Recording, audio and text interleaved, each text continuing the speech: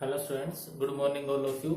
हम अपने last lecture में मॉलिक्यूल्स के बारे में पढ़ रहे थे ना। हमने डेफिनेशन ऑफ मॉलिक्यूल स्टडी की, हमने टाइप ऑफ मॉलिक्यूल्स के बारे में पढ़ा। तो जो हमने फर्स्ट टाइप की थी वो फर्स्ट टाइप थी मॉलिक्यूल्स ऑफ एलिमेंट। ठीक है, तो मॉलिक्यूल्स ऑफ एलिमेंट का मतलब क्या था? तो सबसे पहले जो मॉलिक्यूल्स थे, मॉलिक्यूल्स क्या होते थे? तो मॉलिक्यूल्स भी लाइक एटम स्मॉलेस्ट पार्टिकल होते हैं, बट डिफरेंस क्या होता है कि जो मॉलिक्यूल्स होते हैं वो ऑलवेज इंडिपेंडेंट एग्जिस्ट करते हैं, मतलब कि अकेले रह सकते हैं, उन्हें किसी दूसरे की रिक्वायरमेंट नहीं होती। जबकि एटम्स हैं वो अकेले रह भी सकते हैं और नहीं, मे और मे नॉट दोनों कंडीशन जुड़ी हुई थी। ठीक है, फिर हमने पढ़ा था कि मॉलिक्यूल्स जो होते हैं वो दो टाइप के होते हैं। फर्स्ट था molecules of element and second one था मॉलिक्यूल्स ऑफ कंपाउंड। तो जो मॉलिक्यूल्स ऑफ एलिमेंट था वो भी हम डिस्कस कर चुके थे। जो मॉलिक्यूल्स ऑफ एलिमेंट क्या होते थे? तो जैसे कि नाम ही सजेस्ट कर रहा है कि मॉलिक्यूल्स ऑफ एलिमेंट, एलिमेंट का मतलब सेम काइंड ऑफ एटम, मतलब ऐसे मॉलिक्यूल जिसके अंदर सिर्फ एक टाइप के ही एटम्स होते हैं, जैसे कि ऑक्सीजन हो गया, हाइड्रोजन हो गया, ओजोन हो गई, नाइट्रोजन हो गया, है ना। तो ये सब के सब क्या थे? Molecules of element. तो आज हम डिस्कस कर रहे हैं मॉलिक्यूल्स ऑफ कंपाउंड। जो हमारी जो सेकेंड टाइप है वो है मॉलिक्यूल्स ऑफ कंपाउंड। अब इसको कैसे डिफाइन कर सकता हूं मॉलिक्यूल्स ऑफ कंपाउंड को?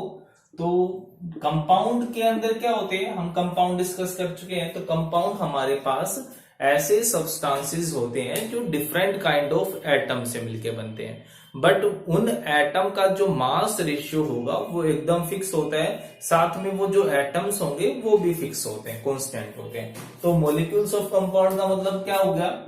It may B defined as those molecules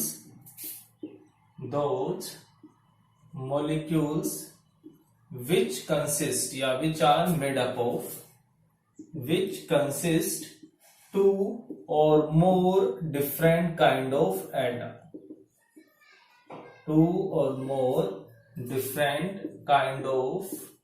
atoms combined together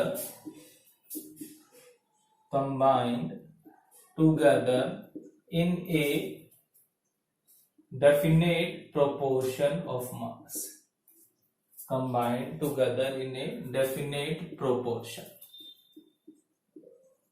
by mass, है ना। ये हमें पता ही है कि जो भी मॉलिक्यूल ऑफ कंपाउंड होगा, कंपाउंड का मतलब डिफरेंट काइंड ऑफ एटम्स। ठीक है, और वो उनके जो रेशियो होगा वो रेशियो क्या होता है? एकदम डेफिनेट होगा। जैसे कि मैं बात करूं फॉर एग्जांपल CO2।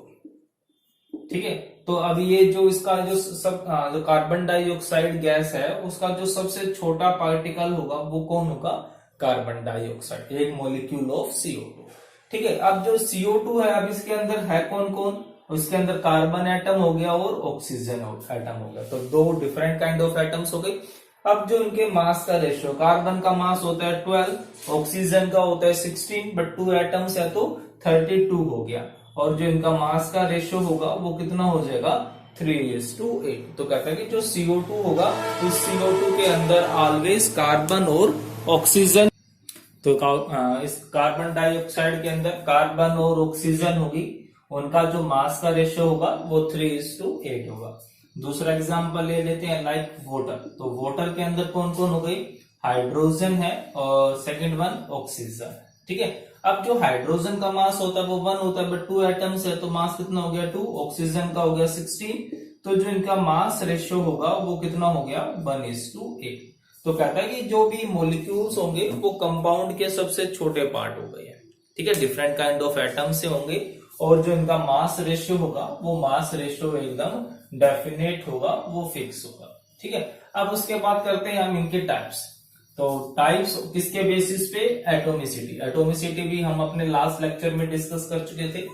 तो बात आती है types of molecules of compound,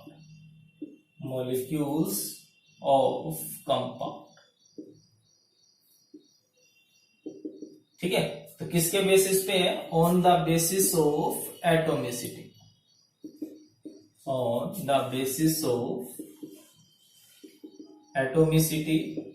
these are of different types. ठीक है, तो सबसे पहले एटोमिसिटी को हम फिर से पढ़ लेते हैं कि एटोमिसिटी होती क्या है। तो एटोमिसिटी का मतलब क्या था, द नंबर ऑफ एटम्स। ठीक है, ये क्या कहता है कि कोई भी मॉलिक्यूल है, उस मॉलिक्यूल में टोटल नंबर ऑफ एटम्स, हमने ये नहीं देखना कि काइंड ऑफ एटम्स नहीं देखना, हमने उनके total number of atoms check कर रहे हैं। जैसे O2 है, O2 के अंदर कितने एटम हो गए, 2 एटम हो गए ऑफ ऑक्सीजन। ठीक है, तो जो एक मॉलिक्यूल होगा, उस एक मॉलिक्यूल में टोटल एटम्स की संख्या क्या होगी, वही क्या कहलाएगी, वो कहलाती है एटोमिसिटी। क्लियर है, तो क्या कहता है, on the basis of atomicity these are of different types. तो सबसे फर्स्ट है हमारे पास मोनो एटॉमिक, सॉरी, अब देखो ध्यान से चेक करना, ये मोनो एटॉमिक मॉलिक्यूल हो सकता है कि नहीं हो सकता है, एक बार चेक करो पहले। जैसे कि हमने जब पढ़ा था मॉलिक्यूल्स ऑफ एलिमेंट, तब हमने उसमें फर्स्ट लिखा था मोनो एटॉमिक मॉलिक्यूल। ठीक है, mono atomic molecule of element. तो क्या mono atomic molecule of compound हो सकता है? मोनो का मतलब क्या होता है, सिंगल। मोनो का मतलब क्या हो गया, सिंगल, मतलब कि ऐसे मॉलिक्यूल जिसकी एटोमिसिटी एक हो, मतलब कि जिसके अंदर सिर्फ एक ही एटम हो। जबकि मेन कंडीशन क्या थी कंपाउंड्स की, भी कम से कम 2 एटम तो होने चाहिए, और वो दोनों भी डिफरेंट टाइप के होने चाहिए। तो क्या मोनो एटॉमिक मॉलिक्यूल एग्जिस्ट करेगा? तो जो मोनो एटॉमिक मॉलिक्यूल होगा वो कभी भी एग्जिस्ट करेगा ही नहीं। कौन सा? Mono atomic molecule of compound. Mono atomic molecule of element तो होता है ना, हीलियम, नियोन, आर्गन, ये सब उसके एग्जांपल थे, but mono atomic molecule of compound नहीं होता है। तो ये चीज ध्यान रखना, क्या लॉजिक है वो चीज ध्यान रखना। अब हमारे पास सेकंड वन आता है, या फर्स्ट ही कहो, diatomic molecule of compound. Diatomic molecule of compound. ठीक है, तो आप नाम ध्यान रखो, डाई का मतलब क्या होता है, डाई स्टैंड्स फॉर 2, मतलब कि ऐसे मॉलिक्यूल ऑफ कंपाउंड जिसकी एटोमिसिटी 2, मतलब कि जिसके अंदर 2 एटम्स होंगे। मॉलिक्यूल ऑफ कंपाउंड है तो दोनों एटम क्या होने चाहिए, अलग अलग होने चाहिए। ठीक है, तो कैसे डिफाइन करूंगा, it may B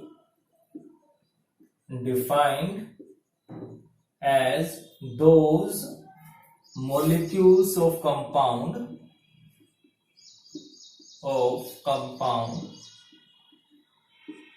whose atomicity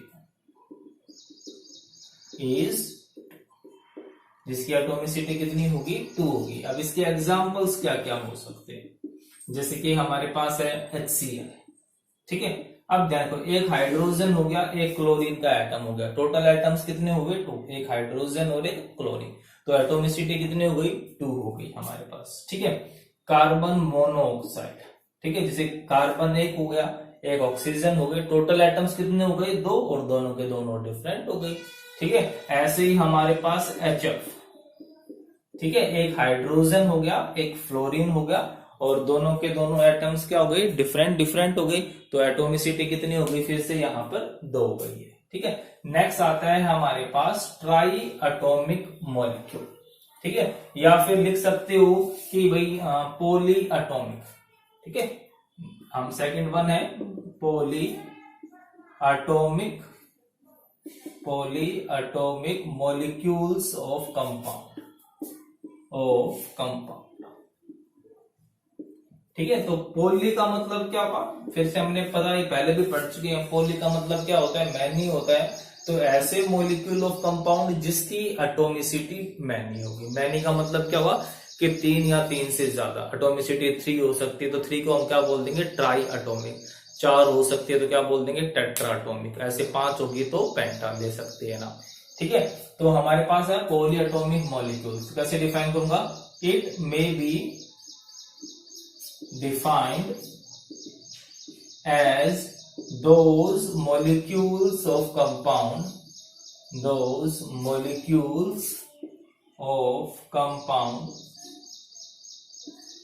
whose atomicity is more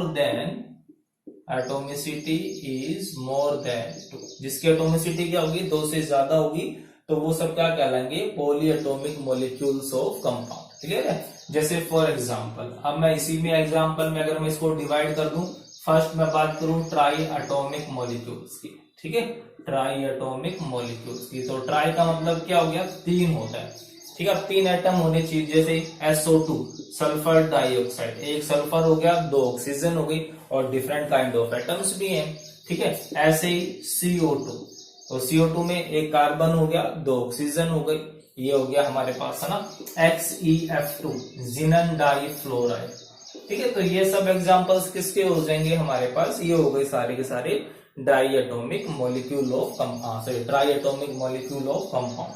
ऐसे ही टेट्रा एटॉमिक, टेट्रा का मतलब क्या हो जाएगा, 4 हो जाएगा, टेट्रा एटॉमिक मॉलिक्यूल्स, ठीक है। टेट्रा का मींस 4। अब एग्जांपल कौन कौन से हो सकते हैं जिनमें टोटल 4 एटम्स प्रेजेंट होंगे, जैसे कि अमोनिया NH3, ठीक है, जैसे कि BF3 बोरोन ट्राइफ्लोराइड। तो ये सब क्या हो गए बेटा, ये सब हो गए टेट्रा एटॉमिक, टोटल 4 एटम है, एक नाइट्रोजन 3 हाइड्रोजन 4 हो गई, एक बोरोन 3 फ्लोरीन 4 हो गई, ठीक है। तो इसी तरीके से आपने ये सब निकालना, इससे भी ज्यादा हो सकते हैं, जैसे कि CH4 है, इसकी एटॉमिसिटी कितनी हो जाएगी, 5 हो जाएगी, है ना। ग्लूकोज है C6H12O6, इसकी एटॉमिसिटी कितनी हो जाएगी, 24 हो जाएगी। तो इस तरीके से हमारे पास पॉली एटॉमिक मॉलिक्यूल्स होंगे। तो पॉली का मतलब क्या हो जाएगा, मैनी, ऐसे मॉलिक्यूल जिनकी एटॉमिसिटी मोर देन 2 होगी, सिंपल, ठीक है। तो ये हमारा जो मॉलिक्यूल्स था, जो क्लासिफिकेशन था, डेफिनेशन था, वो खत्म हो गई। हम अपने नेक्स्ट लेक्चर में देखेंगे कि हम इनको नेमिंग कैसे करते हैं, कैसे मॉलिक्यूल्स की नेमिंग की जाती है, जो कि बहुत ही इंपॉर्टेंट है। तो तब तक आप अपना ये अच्छे से करना, बाकी फिर हम अपने नेक्स्ट लेक्चर में डिस्कस करेंगे। Okay, thank you.